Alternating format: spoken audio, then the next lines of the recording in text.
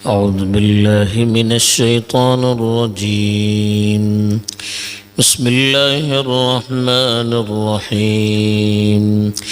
وآمنوا بما أنزلت مصدقا لما معكم ولا تكونوا أول كافر به ولا تشتروا بآياتي ثمنا قليلا وإياي فاتقون ولا تلبسوا الحق بالباطل وتكتموا الحق وأنتم تعلمون وأقيموا الصلاة وآتوا الزكاة واركعوا مع الراكعين. الحمد للہ والصلاة والسلام علی رسول اللہ من والاه اما بعد. کل جو آیت تلاوت کی گئی تھی ضمن میں بتایا گیا تھا کہ بنی اسرائیل کی مثال دے کر ان کی بہت ساری باتیں امت کو بیان کی گئی ہے تاکہ ان کو معلوم ہو جائے کہ اللہ کی سنت لوگوں کے ساتھ کیا ہے. کل جو آیت تلاوت کی گئی تھی اس میں اللہ تعالیٰ نے بنی اسرائیل کو اپنی نعمت یاد دلا کر اپنے وعدے کو پورا کرنے کا حکم دیا تھا. ابھی جو آیات تلاوت کی گئی ہیں اس میں مزید کچھ چیزوں کا ان سے مطالبہ کیا جا رہا ہے اور ان کی کچھ کمزوریاں بھی اس کے ذریعے سے ظاہر کی جا رہی ہیں. چنانچہ ارشاد ہے وَآمِنُوا بِمَا أَنزَلْتُ، وَآمِنُوا اور ایمان لاؤ، بِمَا اس چیز پر، أَنزَلْتُ جو میں نے نازل کی، مصدقاً جو تصدیق کی کرتی ہیں، لما معکم اس چیز کی جو تمہارے ساتھ ہیں، ولا تکونوا اور تم نہ بنو اول کافر بہ پہلے اس سے کفر کرنے والے، ولا تشتروا بآیاتی ثمنا قلیلا، ولا تشتروا اور مت خریدو بآیاتی میری آیتوں کے بدلے میں، ثمنا قلیلا تھوڑی سی قیمت، وَإِيَّايَ اور مجھی سے، فَاتَّقُونَ ڈرو. پہلی آیت میں اللہ تعالیٰ نے بنی اسرائیل سے، جس میں خاص طور پر اس وقت مدینے کے یہودی مخاطب تھے اور ان کے ذریعے سے اس زمانے کے بھی اور آج کے بھی جتنے بھی اہل کتاب ہیں وہ سب اس کے مخاطب ہیں. ان سے پہلی بات کا جو مطالبہ کیا ہے وہ یہ کہ آمنوا بما انزلت، میں نے جو کتاب نازل کی ہے اس پر ایمان لائیے. ایمان کا مطلب پیچھے بھی بتایا گیا تھا کہ دل سے تصدیق کرنا، اس طور پر کہ دل پوری طرح سے مطمئن ہو جائے.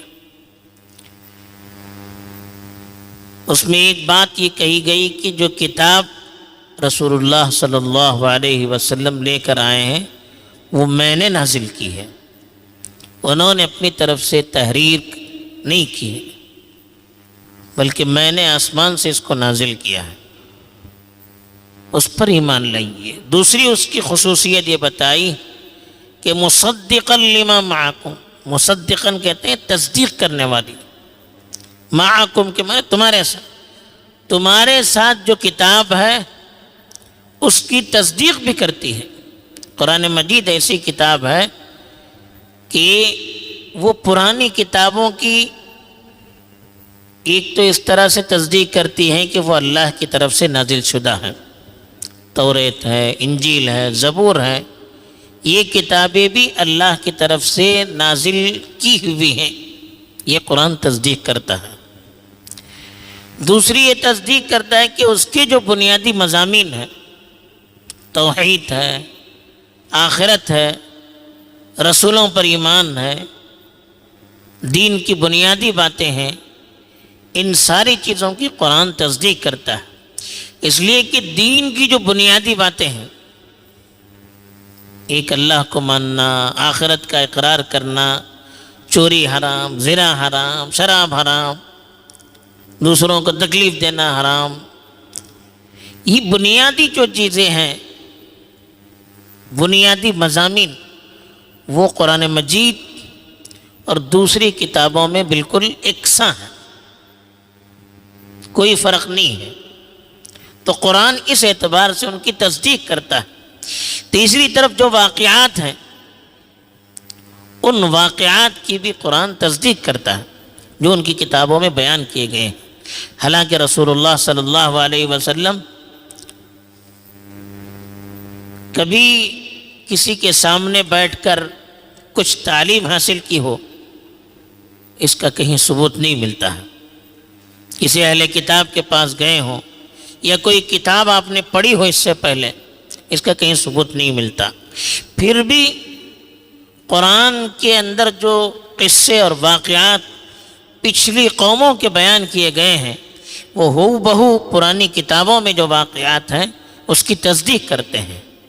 چوتھی طرف پرانی کتابوں کے اندر رسول اللہ صلی اللہ علیہ وسلم کے بارے میں جو باتیں بتائی گئی ہیں، جو پیشن گوئیاں دی گئی ہیں، ان باتوں کی بھی قرآن ہو بہو تصدیق کرتا ہے۔ پیچھے بھی بتایا گیا تھا کہ پرانی کتابوں کے اندر رسول اللہ صلی اللہ علیہ وسلم کی اتنی صفات بیان کی گئی تھی کہ اگر آدمی اس کو پڑھے اور رسول اللہ صلی اللہ علیہ وسلم کی زندگی کو دیکھے تو ایمان لائے بغیر نہیں رہ سکتا۔ ایک ایک چیز آپ کے متعلق پرانی کتابوں کے اندر موجود ہے۔ تو جو پیشن گوئیاں رسول اللہ صلی اللہ علیہ وسلم کے متعلق پرانی کتابوں میں دی گئی ہے، قرآن مجید اس کی بھی تصدیق کرتا ہے۔ تو یہ چاروں اعتبار سے قرآن مجید پرانی کتابوں کی تصدیق کرتا ہے۔ اس اعتبار سے بھی قرآن مجید پر ایمان لانا ضروری ہے، خاص طور پر یہودیوں کے لیے، عیسائیوں کے لیے، جن کے پاس پہلے سے کتاب موجود ہے، ان کے پاس معلومات ہے، اور وہ قرآن مجید اور اپنی کتاب پر غور کر کے صحیح کیا ہے، غلط کیا ہے، اس کو سمجھ سکتے ہیں۔ اس لیے ان سے خصوصی مطالبہ کیا گیا کہ میں نے جو کتاب نازل کی ہے اس پر ایمان لائیے، جو تمہارے پاس جو کتاب ہے اس کتاب کی تصدیق کرتی ہے۔ وَلَا تَكُونُوا أَوَّلَ كَافِرٍ بِهِ، اور تم پہلے کفر کرنے والوں میں مت بن جاؤ۔ یعنی قرآن مجید کی جو تعلیمات ہیں اس کا تقاضا یہ ہے کہ تم کو سب سے پہلے ایمان لانا چاہیے، اس لیے کہ قرآن مجید تمہاری کتابوں کی تصدیق کر رہا ہے، تمہاری باتوں کی تاکید کر رہا ہے، وضاحت کر رہا ہے، تمہاری پیشن گوئیوں کی تصدیق کر رہا ہے، عملی ثبوت جیتا جاگتا اس کا پیش کر رہا ہے۔ تو ہونا تو یہ چاہیے تھا کہ دوسروں کے مقابلے میں تم لوگ ایمان لانے میں پہل کرتے، پیش رہتے، لیکن تم لوگ اس کے ماننے سے انکار کر رہے ہو۔ گویا سب سے پہلے کفر کرنے میں پہل تم کر رہے ہو۔ مکے کے مشرکین، ان لوگوں نے اگر انکار کیا تو ان کے پاس پہلے سے کوئی معلومات نہیں تھی، لیکن تمہارے پاس تو پہلے سے معلومات ہے، تمہاری کتابوں میں اس کا تذکرہ ہے، پھر بھی تم انکار کر رہے ہو۔ تو یہ بہت بڑا گناہ ہے۔ اور دوسری اس کی وجہ یہ بھی ہے کہ یہود و نصارہ اس زمانے میں اہل کتاب کہلاتے تھے، اور عرب میں ان کے علم کا چرچا تھا کہ یہ لوگ پڑھے لکھے ہیں۔ ان لوگوں کو دیکھ کر وہ بہت سی چیزوں کو اختیار کیا کرتے تھے۔ اگر کوئی چیز اہل کتاب اختیار کرتے ہیں، یہودی اختیار کرتے ہیں، تو مکے کے اس وقت کے مشرکین سمجھتے تھے، مدینے کے مشرکین، عرب کے مشرکین یہ سمجھتے تھے کہ یہ بات صحیح ہو سکتی ہے۔ کیوں؟ وہ اہل کتاب ہے، ان کے پاس کتاب ہے، اگر وہ مان رہے ہیں تو یہ صحیح ہی ہوگی۔ اگر وہ انکار کر رہے ہیں تب بھی ان کی بات صحیح ہوگی. تو ان کو گویا کہ اپنے لیے ایک ماڈل اور نمونہ سمجھتے تھے اچھائی اور برائی کے اختیار کرنے میں.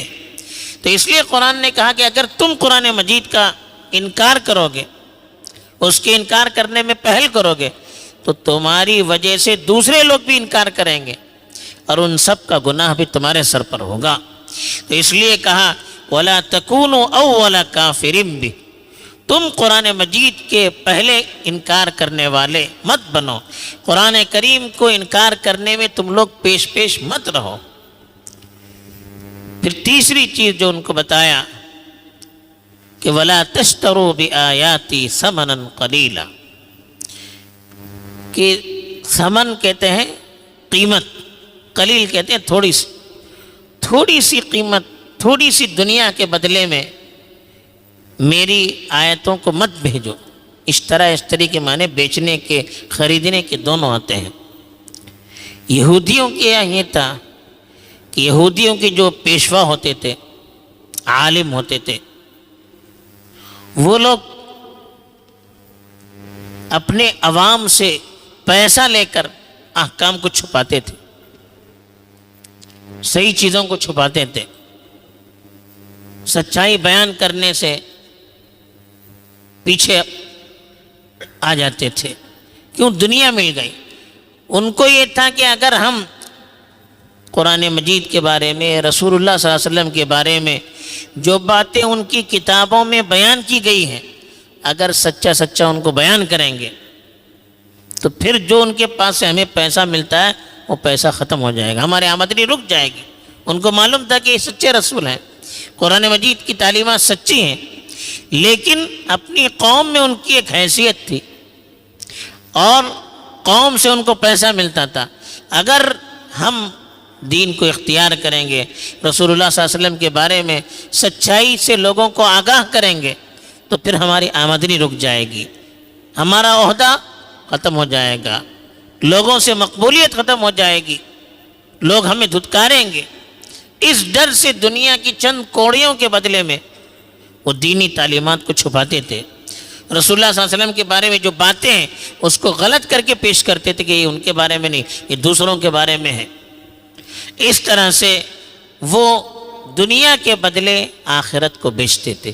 اسی لیے کہ وَلَا تَشْتَرُوا بِآيَاتِي ثَمَنًا قَلِيلًا، میری آیتوں کے بدلے میں دنیا کی چند کوڑیوں کو مت خریدیے. یعنی دنیا کی چند کوڑیوں کی خاطر، چند پیسوں کے خاطر میری آیتوں کو غلط مت بیان کیجیے، میری تعلیمات کو تبدیل کر کے مت پیش کیجیے، میری باتوں کو مت چھپائیے، دنیا کے خاطر دین کو مت چھوڑیے. یہ ان سے کہا گیا. اور کہا جو آخری بات کہی وَإِيَّايَ فَاتَّقُونَ، مجھ سے ہی ڈریے. کل بھی بتایا گیا تھا کہ ان کو اپنے لوگوں سے ڈر تھا کہ اگر ہم ایمان لائیں گے تو پھر معاشرے سے ہم کو نکالا جائے گا، دور کیا جائے گا، لوگ ہمارے خلاف ہو جائیں گے. تو اللہ نے کہا کہ فَاتَّقُونَ، مجھ سے ڈریے، میرے عذاب سے بچیے، میری نافرمانی سے بچیے. لوگوں کو پریشان کرنے سے یا لوگوں کے غصے سے بچنے کی آپ فکر کرتے ہیں، لیکن میرے غصے سے، میری نافرمانی سے، میرے عذاب سے بچنے کی آپ کوشش نہیں کرتے. مجھ سے ڈرنا چاہیے، اس لیے کہ میں آپ کا رب ہوں اور میری پکڑ سخت ہے. ان کی پکڑ، ان کا غصہ وقتی ہو سکتا ہے، لیکن جس کے ساتھ اللہ کی طاقت ہو اس کو کون نقصان پہنچا سکتا ہے، اس کو کون تکلیف دے سکتا ہے؟ جس کے ساتھ اللہ کی طاقت ہو. یہ اللہ تعالیٰ ان سے کہتے ہیں. بہرحال ان کو ان کی کتابوں کے حوالے سے اور اللہ تعالیٰ نے اپنی طاقت کے حوالے سے، اپنی قدرت کے حوالے سے کہا کہ قرآن مجید کے پیغام کو قبول کیجئے، اس سے دور مت ہٹیے، حق کو مت چھپائیے، تاکہ آپ اگر ایمان لائیں گے آپ کا بھی فائدہ ہوگا اور آپ کی وجہ سے دوسرے لوگوں کے لیے بھی ایمان لانے کے لیے دروازہ کھل جائے گا. اللہ تعالیٰ توفیق دے اور آخرت کے اعمال کی طرف آگے بڑھائے. آمین. وآخر دعوانا الحمدللہ رب العالمین.